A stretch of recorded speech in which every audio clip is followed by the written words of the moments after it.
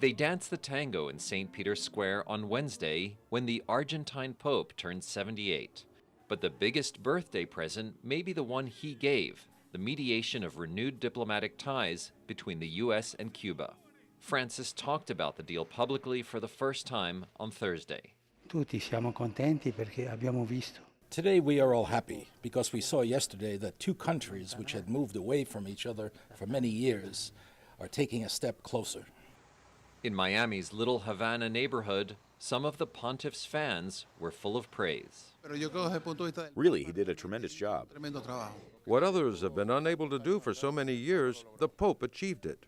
But Raymond Molina, who was a Cuban Supreme Court judge before the revolution, says the Pope was misled by Cuban clergy. The bishop in Havana happens to have been bought and intimidated and subjected to the pressures of the Castro regime.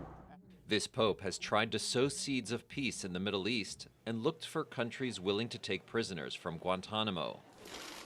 The US-Cuba deal will certainly help his effort to reform the church, says Catholic Studies professor Andrew Chesnut via Skype. Some of the more vocal and strident opponents of his reformist agenda have been certain American bishops.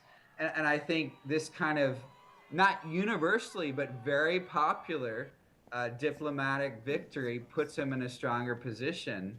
Popes have gotten involved in Latin American geopolitics since Alexander VI divided the new colonies between Spain and Portugal. If this Pope's efforts end an enmity that has lasted more than half a century, it will also be remembered a long time from now. Jerome Socolovsky, VOA News, Washington.